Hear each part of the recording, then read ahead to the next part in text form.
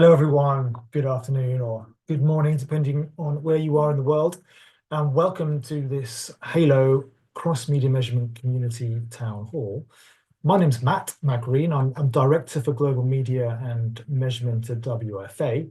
I also facilitate the WFA's Halo cross-media measurement program, which is why we are here today.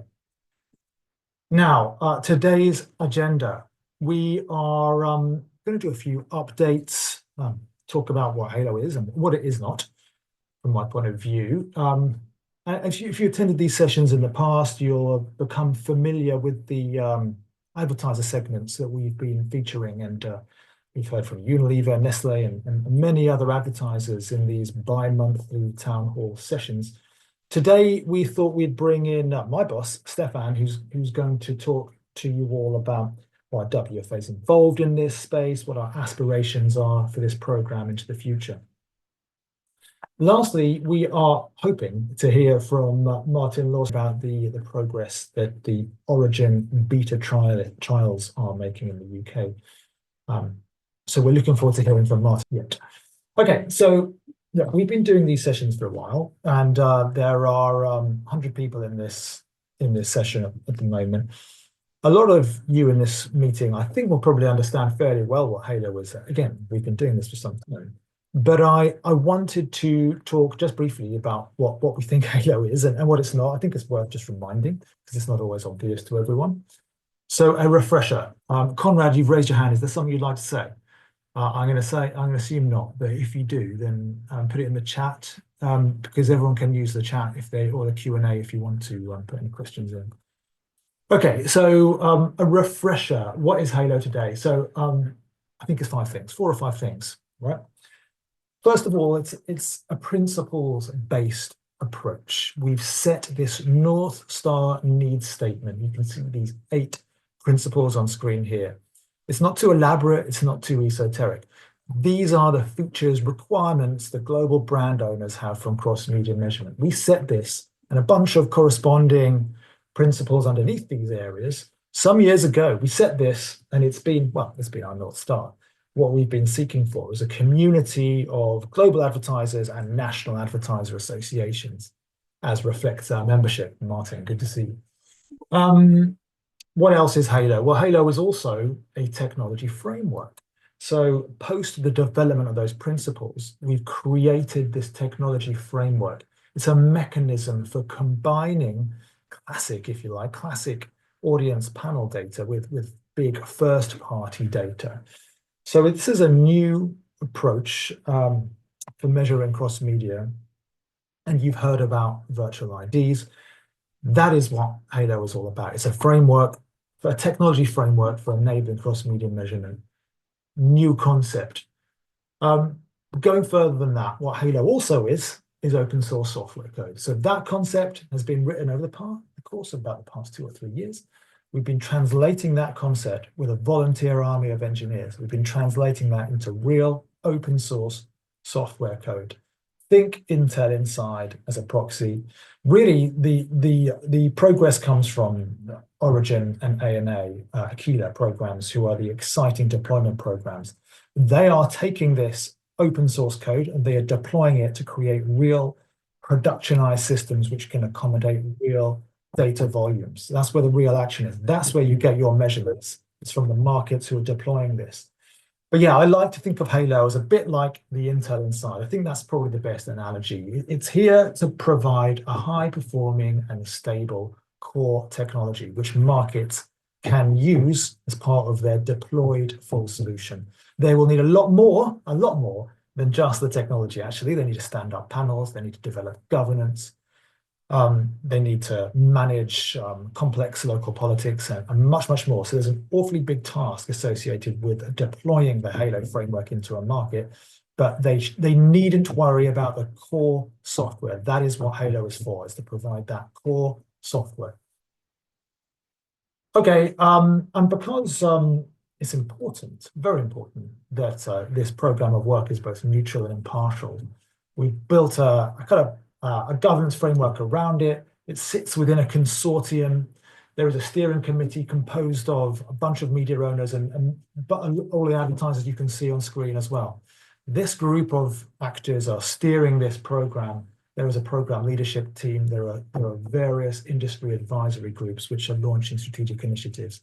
It's a consortium group. It's an industry consortium where people can come together to progress the technology and to steer the open source code.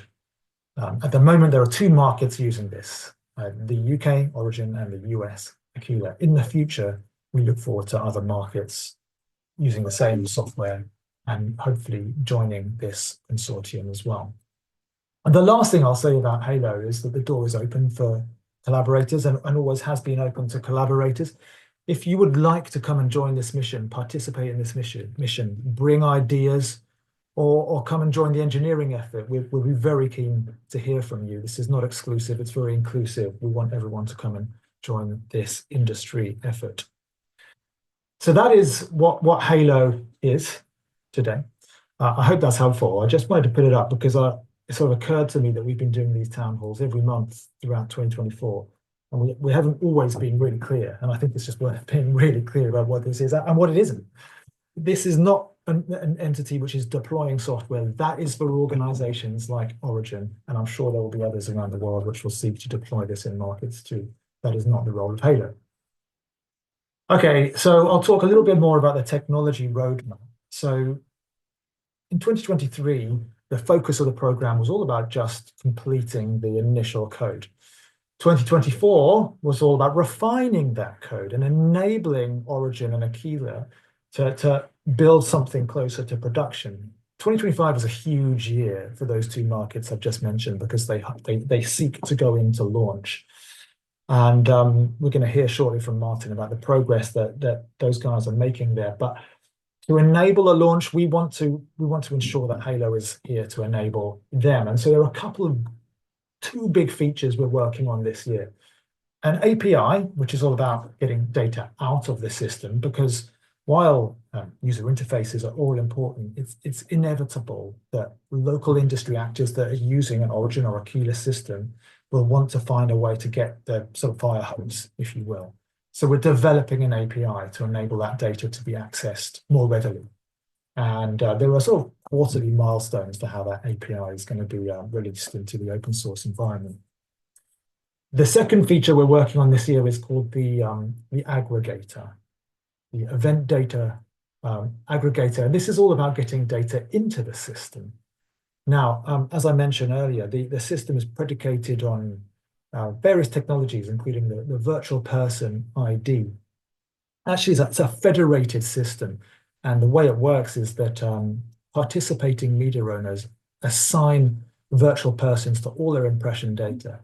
This is something that they are doing themselves, and it's something that needs to be made more readily available to a wider cohort of publishers. So we want to provide the resources for more and more publishers to more readily label their impression data with virtual persons. So the creation of this aggregator feature is all important to enable more publishers to come into the system or systems. And again, there is a clear quarterly milestones for the development of this software. So these are the big builds that the Halo program is working on this year. Again, it's all about enabling Origin and Aquila. So we can talk more about the progress that we're making with those software development builds this year. But for now, I wanted to move away from that and put our perspective back on the sort of advertiser lens. And as I say, today we're going to hear from my boss, Stephan at the WFA. As I mentioned, we've used these town hall sessions to hear from a number of advertisers over the months. Z, was it Nestle, now Sazerac, Sarah, Unilever, former Unilever, Sorin, Tim, Prasad. But today I'm really interested to speak to my boss, Stephan, and hear a little bit about why we're in this business in the first place. So Stephan, I'll just sort of invite you to come off mute and turn your video on if you can. Welcome, Stephan. It's great to see you here. We don't do too many of these calls together. Now I'm of course very familiar with WFA's mission. I've been here for a number of years. But you're speaking to a mixed group today. There are 120 people or so in this call now. It's climbing as we progress through the session. a number of these are your members, and they know about WFA, they know about our mission, but that's not the case for everyone. I wonder if you could just provide a very brief summary of WFA and how you would describe our role. Sure. Thank you for having me, Matt, and good morning, good afternoon, and good evening to all the participants of this Halo Town Hall. A pleasure to be joining you today. Yeah, so WFA is the global organization bringing together brand owners. We have only brand owners and memberships, so no agencies, no platforms, and no media owners. We have 150 of the world's most admired brands, of which quite a few are actually in the town hall here today. And we also have 60 national advertiser associations. And again, I can see quite a few of them here today. Associations from Japan to the US to South Africa, Brazil, all the major ad markets. Now, WFA's mission is to drive marketing that is more effective, more responsible, and more sustainable. And we've built our organization on two pillars. Yeah, one is the policy pillar, which is all about understanding what it takes to have a license to operate in the future. It's basically dealing with all the societal issues around data privacy, responsible AI, responsible food marketing, etc. And the other pillar is working with marketer communities, people who have very similar roles in the organizations. And so we've built those communities around key roles like CMO, global head of media, global head of insights, global head of capabilities, global head of marketing sourcing, etc. And we're supporting them make smarter, more effective, and more efficient marketing decisions. Now, the interesting thing is when we run our annual poll to gather the top priorities of our members, marketing effectiveness features at the very top of the priorities of our members, and that has been almost the case every single year since our inception back in 1953. And that is really very much what Halo is all about, is a quest for more accountability and building a measurement system that's going to be delivering on that need. So that's basically where we are and why Halo fits so well into our strategic agenda.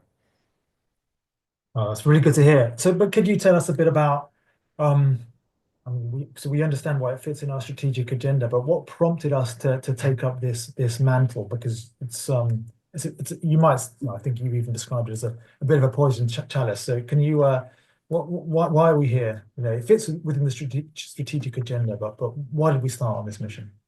Yeah, don't quote me as that. I don't think it's a poison challenge. I think it's a Okay. challenge, but it's Okay. above all a wonderful opportunity for us to be making progress. So why have we taken on that challenge? Look, I've been actually leading the organization for the last 20 years. I've been hearing for the last 20 years clients complain about the inadequacy of measurement systems. Or to be precise, I've been hearing them complain for 15 years without actually taking a leadership role. So basically complaining about the fact that it was not exactly what we needed for the future, but at the same time not fundamentally changing anything to that. And essentially the economic model of media measurement is such that it didn't lead to much progress in the sense of what we think we need in the future. Now that changed back in 2019, and you remember that, Matt, where brand owners expressed at one of our executive committee meetings a very, very strong expectation, which was we need to be defining what's going to be needed in order to measure media in a manner that is meaningful and future-proof for us. And that was really the beginning of the journey.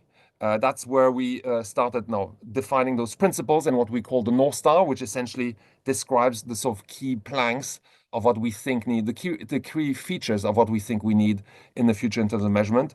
We then had the tech framework produced by the working group, including the well-known concept of virtual ID, and you mentioned that, and then the formation of the Halo community to translate concept into open source coding, which would enable and accelerate the deployment of those systems locally. So when you think about it, that was no later than 5 years ago. So the journey has been quite spectacular, and the momentum that I've seen building since 2019 has been truly impressive. And so it's good to just look back and see where we were 5 years ago, and celebrate the sort of progress and the momentum that we've been able to build so far. Absolutely. What I'd like to think about the future. You know, I talked earlier about how I see the program today, and it'd be interesting to think about, what we think of the program in the future. And what we've seen is that there is an increasing number of markets who are expressing interest in this. What are your hopes and expectations for how we can develop this enabling program for the future? Look, no, developing open source code is not a natural strength for WFA. It's certainly not something that we've done in the past, and it's not something that we're hugely familiar with. So if it was only about developing open source code, that would probably not be a core area of expertise for WFA. But I think what we all understand is in order to build cross-media measurement globally, we will need some unique ability to scale. And that's really where WFA plays.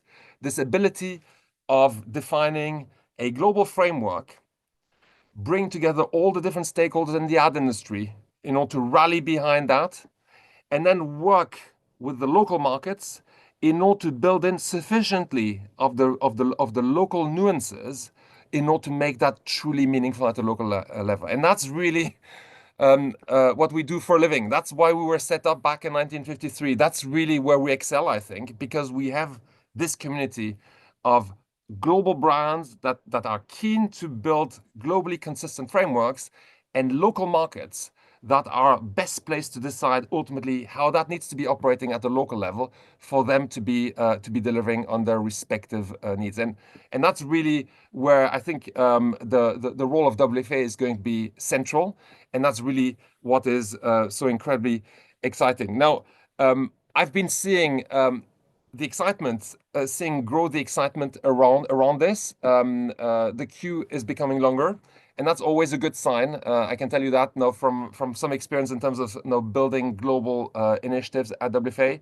When you start having global corporates and local associations express their impatience and their willingness to move forward quickly. And so we're seeing this right now. And honestly, kudos to you, Matt, as well as to the Halo community and the Halo leadership for having created that momentum in the industry.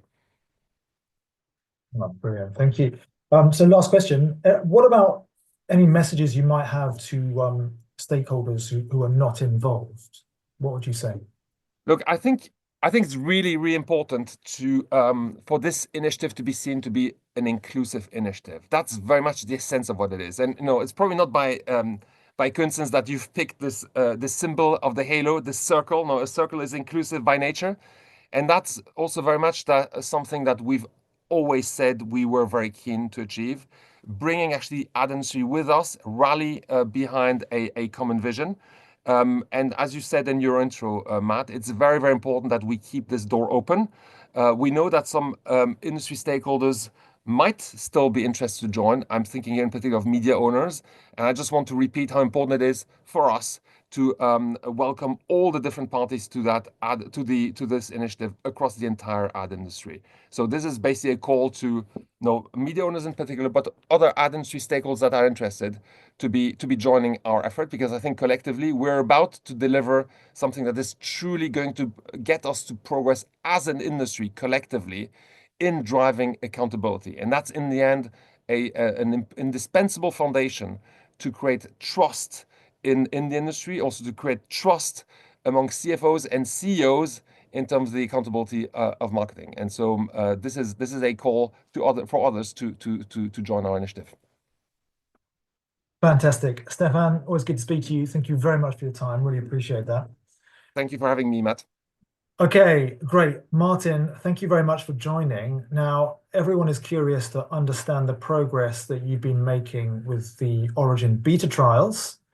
And you are some months into that, or some weeks into that at least, and there are 35 advertisers plus who are involved. So we're looking forward to hearing a bit about that. I'm not sure how much you can share, but that is what we're keen to hear about. So I'm going to invite you to screen share and give us an update if you can. Sure thing. Thanks, Matt, and hello everybody. Give me a moment whilst I just share my screen, and then we're good to go. So hopefully you can see that. So what I have for you today is a quick update on the program. I'll give you some context of where the program is at, and then start to give you a sense of the kinds of outputs that end users within Origin can already see within the platform. So just as context, so Origin is the UK manifestation of the WFA framework that we've just heard about. It's been driven out of ISBA, which is the a trade association for advertisers in the UK. And we've got 50 stakeholders actively funding the program. They're all involved, not least of providing the funds that allow us to build out the platform here in the UK, but also to give us clear guidance in terms of the features they want to see and the user experience they want to get from the Origin platform. Our stakeholders are made up of advertisers. We've got 35 advertisers actively involved in the program. We've got all the global media agency networks and some local independents as well. And we've got a whole host of media owners representing a number of different media channels, from the digital platforms to the news brands, the magazines, audio, direct mail, and CTV. We've got a whole host of media owners coming together to collaborate on the development of the Origin platform. Where we're at in terms of our pathway to kind of access, if you like, is well, I guess we're coming to the point where it's all very real. Origin will launch to the UK marketplace in the end of Q2, and that means that any advertiser in the UK who wants to use the service will be able to do so. Where we're at in the program currently is we're coming towards the end of what Matt introduced there as the beta trials. And those are a succession of kind of formalized learning and structured learning opportunities for us, where we have all 35 of our advertiser stakeholders actively using the platform along with their agency teams, and they can see their campaigns reported for deduplicated reach and frequency across linear TV, Meta, and YouTube. So the platform is live for those trialists at the current time. Between now and the launch of Origin at the end of Q2, the trials will close. Kind of the formalized learning opportunity will kind of close. We'll be learning kind of in an informal way, of course, as we go on, and we'll be dropping new features into the platform. We'll be kind of getting it ready for mass adoption later this year. And we'll be onboarding some fast follower advertisers into the platform. And actually, as of today, the first of those advertisers kind of announced that they wanted to join and take advantage of this fast follower availability. So we'll be sort of slowly ramping up both the capabilities and the user base of Origin ahead of launch, in which case then it'll be open to the open market. And that is in the end of Q2.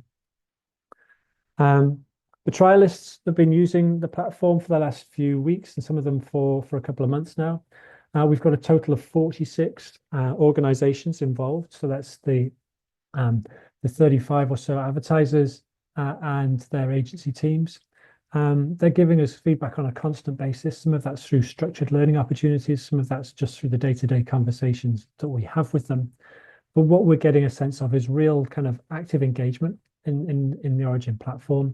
And kind of, I guess, a real strong sense of clarity of thought in terms of the requests they're making in terms of the features that they would like to see that we develop in the future.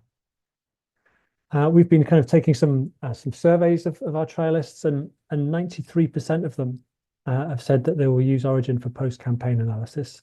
And bear in mind that the current version of the Origin platform isn't even in a kind of launch-ready state yet. It's still very nascent, but already almost kind of over 90% of them of trialists can see the use case for Origin reporting on a post-campaign basis, and almost 2/3 can see the merit in Origin as it currently stands for using Origin to optimize future campaigns.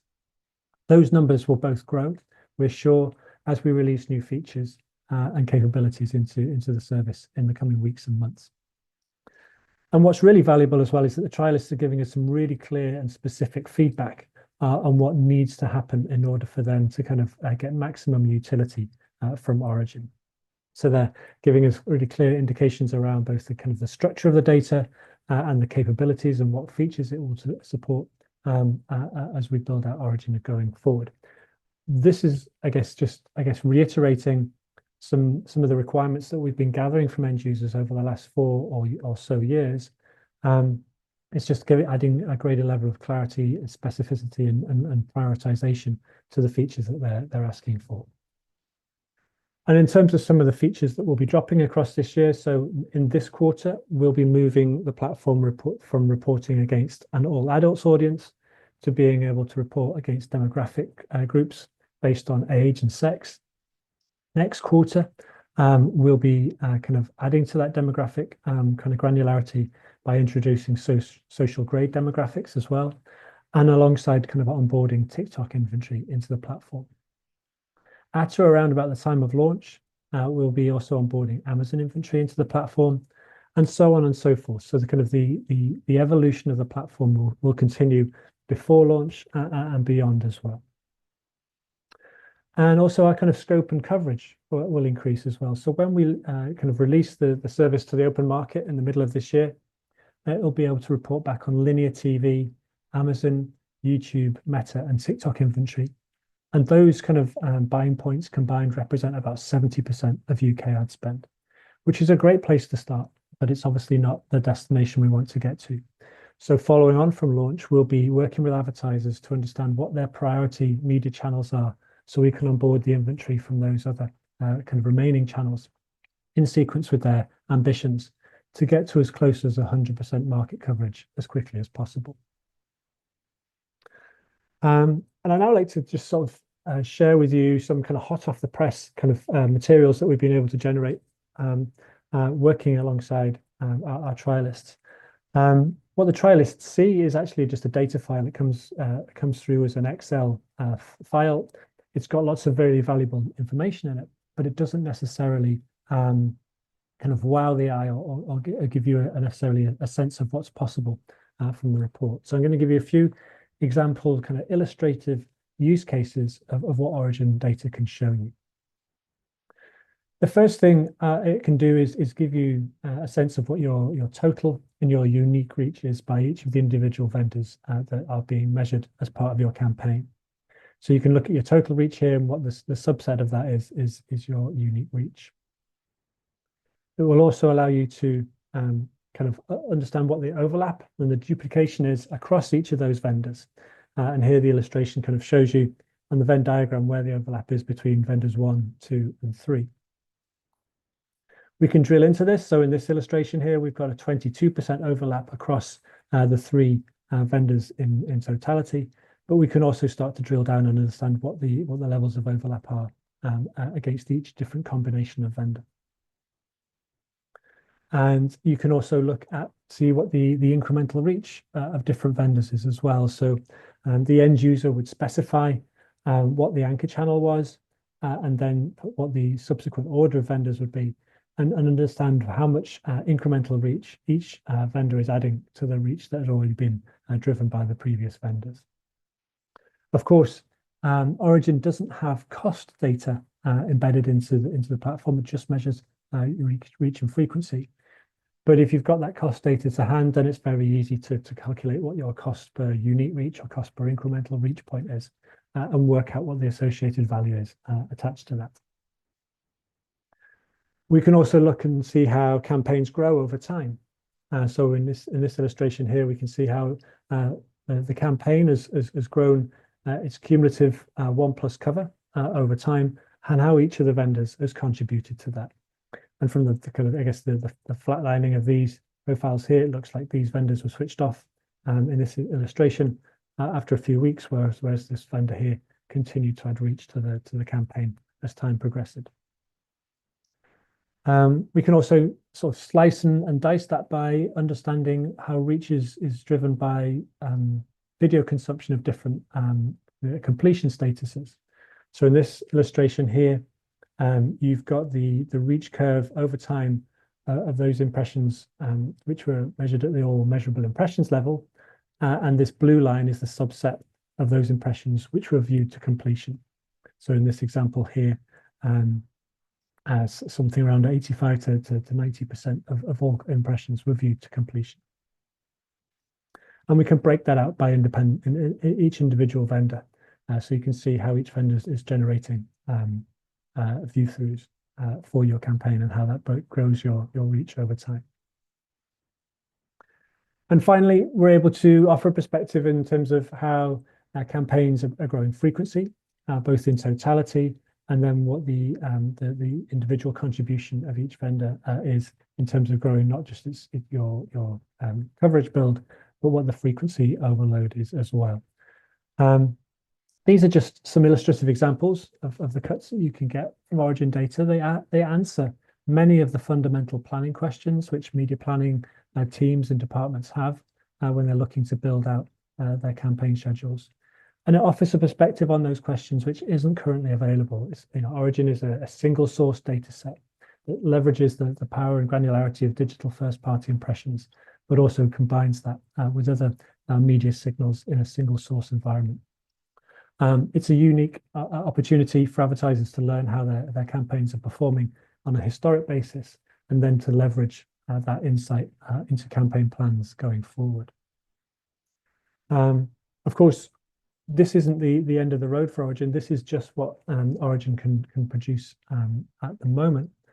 And when we launch in this sort of late spring, early summer, that will be with a sort of a minimum viable product solution, which again will be, I guess, a step on from the service that's available now. That kind of reporting capability will evolve over time, and I guess there'll be different data sets within that reporting capability to meet different advertiser needs. One of the things that advertisers have told us very clearly is that they want the ability to have benchmarks and normative data sets baked into their reports so they can understand how they're doing with some sort of context, whether that's their own historical norms, whether it's the norms for particular media channels or for audiences, or even some category comparisons that allow them to see how they're performing against their peers, are all different data sets that we would look to bring into Origin over time.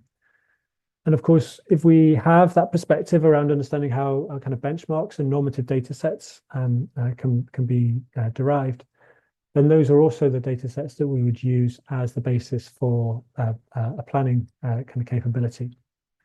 We're not looking to become a planning operation ourselves. We're not looking to supplant the media agencies, but we are kind of looking to create data sets that will empower advertisers and their agencies to make more informed planning decisions going forward. So in the future, we'll be releasing cuts of data which are directly aimed at supporting kind of planning use cases.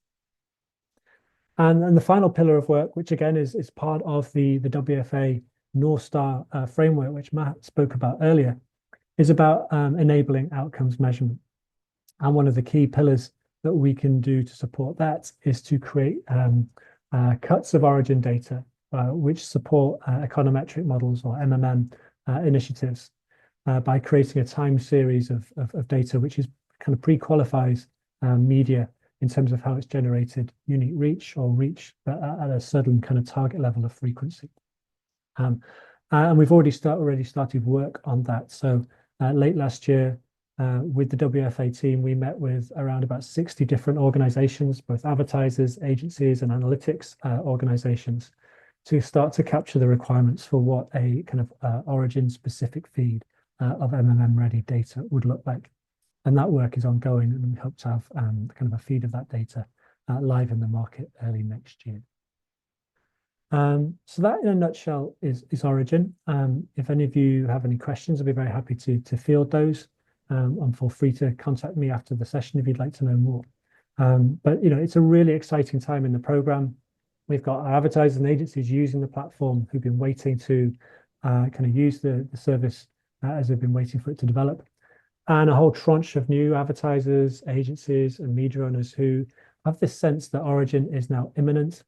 It's going to be live in the market in just a few months' time.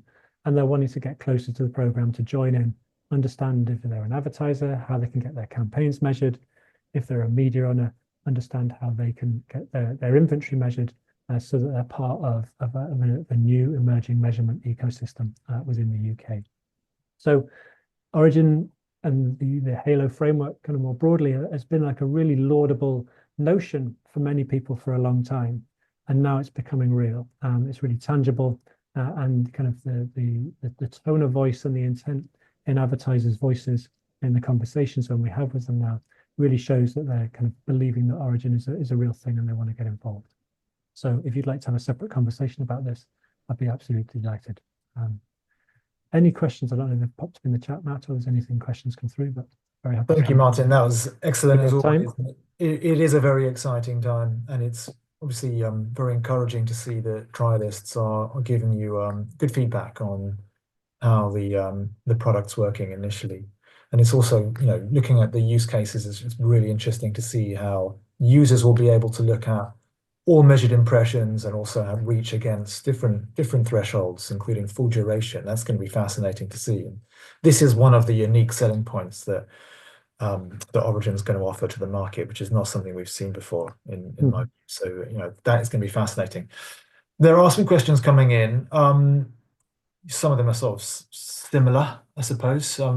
There's a good one here from Shailin, similar one to asked by Tony actually in the Q&A. But yeah, like the question around reach and frequency, he says here, reach and frequency are based on signal defined uniqueness, how different definitions of user uniqueness being managed and tracked as data is brought together from disparate platforms. This is a good question, isn't it? It is a good question. I guess that really kind of speaks to the underlying methodology that underpins both Origin here, the ANA's Aquila program, or any other market that would use the WFA Halo framework. And that it plays back to what Matt was talking about earlier about the virtual identity model, the VID model. And that's a way of both preserving privacy requirements, but also kind of capturing as much of the richness and granularity of digital first-party data alongside census-based media consumption data, and having a single source data set, leveraging a common methodology that both preserves the granularity and specificity of media reach and frequency data, but also kind of preserves the privacy concerns of using first-party data. If anyone would like to know more about the methodology in more detail, then there's obviously some really comprehensive documents on the WFA website. Or again, very happy to have kind of conversations with individuals if they want to know more. But it's both kind of a pioneering methodology, but also one which has stood up to an awful lot of scrutiny from peer review, from independent assessment, from expert bodies, and it's open source code, so it's very much open to individuals to kind of to scrutinize if they see so fit. Thank you, Martin. You've alluded to this already. The conversations you've had with TV companies and such. You've got a question here. Is there an update on Barb's possible participation with Origin that you can share? Is that something you're comfortable talking about? Yeah, sure, absolutely. So I think, I guess the starting point for Origin was always that we would look to leverage existing JIC data sets within the platform wherever that was possible. And Barb is the JIC in the UK. That is the kind of the currency for TV data. It's the gold standard for TV measurement. So our ambition from the outset was to be able to leverage Barb's data within the Origin platform. As conversations have transpired, there were a number of requirements that Barb had before they would sort of allow their data to be used for cross-media measurement. And some of those requirements were in sort of direct kind of tension with the principles established by the WFA North Star document. For example, Barb was saying that only impressions that met the MRC 2 seconds viewability standard or above could be used within a cross-media measurement solution, whereas the WFA North Star document very clearly states that all impressions can be measured. And there were a number of other issues which meant it looked like it was going to be challenging for Origin to use the Barb data set. And I think alongside that, there was also some sort of wariness from the leading broadcasters in the UK around Origin as well. What happened is across last year, and particularly over the summer, kind of conversations came to a head. We had greater line of sight about what Barb's requirements for using their data within the Origin platform looked like. And also I think, not least helped by advertisers and agencies, we met as a kind of a collaborative group to understand how best we can work forward a pathway that allowed Origin to surface Barb data within the platform, but also kind of managed Barb's concerns about their data being used in an environment outside of their direct control. Independent to that, we've developed our own capability to measure TV. We didn't have confidence in a line of sight that we'd be able to use the Barb data, so we proceeded with an ability to use the Origin panel, which is built by Kantar, using the same sorts of technologies and approaches as the panel that they built for Barb. And we use that panel to build the capability for TV measurement. And critically, we do so at a second-by-second level, which is different to the minute-by-minute measurement framework used by Barb.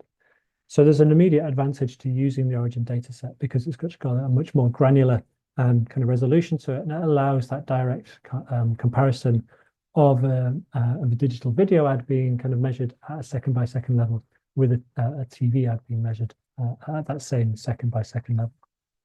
So we will continue to use the Barb, so the Origin dataset within Origin to be our sort of reference point for TV measurement.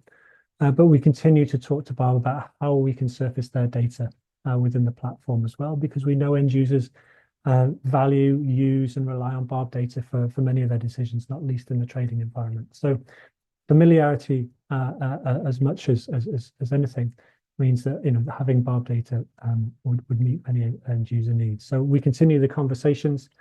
There's a kind of a line of sight and a willingness for everyone to get to a destination that's mutually agreeable. So we proceed with optimism, and we'll wait to see where we get to. But I think there's much more confidence that we're going to reach a mutually agreeable conclusion than perhaps there was at some point in the not too distant past. No, that's very encouraging to hear indeed.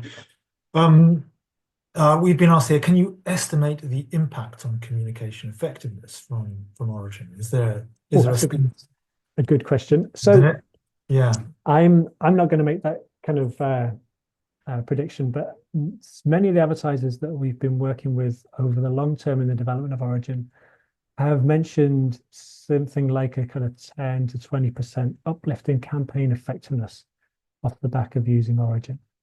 And I think they're seeing that kind of uplift in the round, in the sense that if they get a line of sight to kind of cross-media duplication, and if there's any kind of wastage or excess frequency being delivered by their campaigns, then that's an obvious place where they can make efficiency gains and savings. But I don't think advertisers are voting for a reduction in their working media budgets. I think what they're saying is Origin could be the pathway to understanding where there is inefficiencies and wastage, and kind of using the savings that they can generate from eliminating some of that excess frequency to redeploying into other environments where their econometric models are telling them there's headroom for growth, and they can perhaps move some budgets around. In addition to that, I think we're getting clear line of sight to advertisers' ambitions to have more evolved, more informed experimentation and testing and learn strategies. And perhaps some of the Origin data sets will inform not just least how best they can structure those test and learn programs, but perhaps how they can move budget around to kind of free up some more imaginative thinking about how they construct their media plans.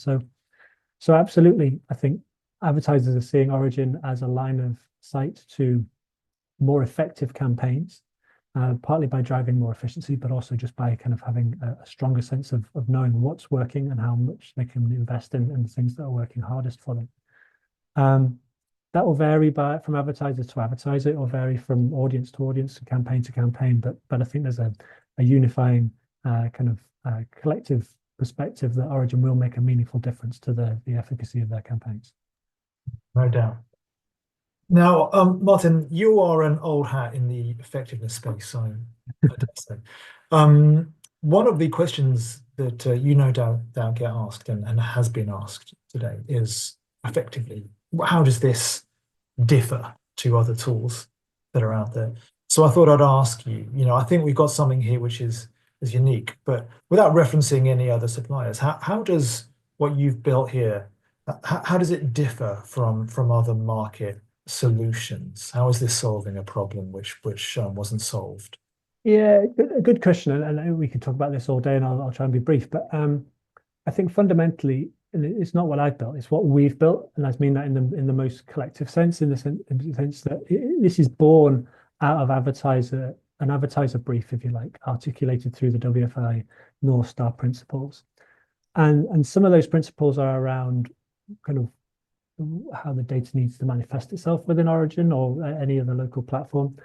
But equally, it's about the structure and the mechanics by how those data sets are surfaced. So what's underpinning Origin in the UK, Aquila in the States, and other markets as they develop will be the creation of a single source data set, which kind of moves cross-media measurement away from being this amalgamation of different signals kind of being stitched together in an ad hoc kind of way to creating a kind of a much more elegant single source data set, which means there's far greater ability to do like-for-like comparisons from the delivery of media from one vendor to another, because we're working on data sets which fundamentally are much more broadly comparable than if you're creating a kind of ad hoc piecemeal stitched together solution. So that is kind of fundamentally one of the differences. The other one is it's not a proprietary solution. It's built to advertisers' requirements in a kind of open source environment. So we're not an organization with any agenda to grind either for a particular medium or for a particular other use case. We're just here to surface data in as neutral a way as we possibly can to meet advertisers' requirements for a clear line of sight to how their campaigns are delivering reach and frequency across a range of different touch points. It will be independently audited, so we've got a very comprehensive audit framework in play to have all of the components of Origin audited and assessed by independent bodies, and that leverages, I guess, a long-standing history of having Origin audited from its methodological and kind of technological perspectives at various points in its kind of journey. So we had a body here called the RSMB, who are an independent kind of authority on media measurement. They underwrite the methodology for Barb and CFlight and Radar here in the UK. And they've come in and done 2 assessments of Origin, both from a kind of a on-paper methodology point of view, but also in a practical proof of concept. So, and having been subject to that kind of level of rigor and scrutiny, we're really comfortable that we're building a best-in-class solution, and having that kind of level of audit kind of rigor against the Origin framework gives end users the confidence that it is surfacing data in the way that they want it to. Well, that is a very complete and elegant answer. So thank you very much for that. Well, we're nearly there. There are some interesting questions coming through about international expansion, and this is obviously, as I think we've featured in this session already, there are a number of markets who are on the sidelines watching with interest, and it seems like if we can get Origin off the ground, then it seems like there's a very good chance that it can work elsewhere. It's usually the case that with new technology, it's harder and more expensive to do the first time that it is in subsequent iterations. So it's going to become easier, we imagine, we hope, in the subsequent markets. I know it's been extremely challenging to deploy the code and build a production system and integrate that with the panel and all of that. It's been an enormous undertaking for you guys, which we can only imagine will become easier in the future, though it's never going to be a trivial exercise anyway. But yes, there'll be other markets who will be interested, and we continue to discuss next steps with that, don't we? And I think that, as I mentioned in this presentation, I think what Halo offers is a core technology set, and what Origin offers is an instance, a live instance of that. And it's going to be fascinating to explore how those componentry, if you like, can come together in service of other markets. How can some of the Origin attributes be combined elsewhere in the world? So we'll continue to explore that with our market partners, won't we? And one of the advantages of the WFA is that there are 60 national advertiser associations And indeed, these organizations and the joint industry committees that these organizations sit within are the right locations for measurement to be built from in other markets. So, there's some fascinating conversations ongoing, and I know that Origin has every is very open to collaborating with markets and exploring opportunities to expand some of what you've built into other markets as well. So this is just an ongoing brief, isn't it, to talk to other markets? Yeah, very much so. So I think we've starting to see the benefits of kind of cross-market collaboration already. So a lot of the work that we've been doing in the UK is already being ported over to the States to kind of, I guess, fast track the Aquila team. And that kind of has two benefits. One is it brings solutions to market quicker. It also offers consistency in approach. So any advertiser that's working on an international basis can, have greater line of sight to kind of comparable measurements in different markets, even when the underlying data structures in the different markets are very different. And finally, it kind of helps manage the cost element as well. And you mentioned that in your answer there, Matt, that Origin has been both kind of resource and time intensive in order to develop. And so if there are any benefits that we can leverage, either soft benefits or material ones, to enable other markets to kind of develop their capabilities in their own markets, quicker or to greater effect, then obviously, we'd be kind of very happy to have conversations about how best we can help support. Wonderful. Well, this has been a fantastic conversation as always, Martin. Thank you for being so forthcoming with the updates and Thanks for having me. the chat. Thank you everyone for your attendance today. We'll be here again in 2 months, I dare say. I think it's the 2nd of April. It'll be the first Wednesday 2 months from now, and hopefully we can tempt Martin back to talk once again about the status. By then you'll be closing out your beta trials, if not already closed them, and you'll be able to talk much more about your launch plans. Yeah, very much so. And always happy to come back, and if invited, then happy to turn up and give you an update. All right. Great. Thank you, Martin, once again. Thank you everyone for attending today, and have a fantastic afternoon, evening ahead. Bye-bye. Thank you. Bye-bye.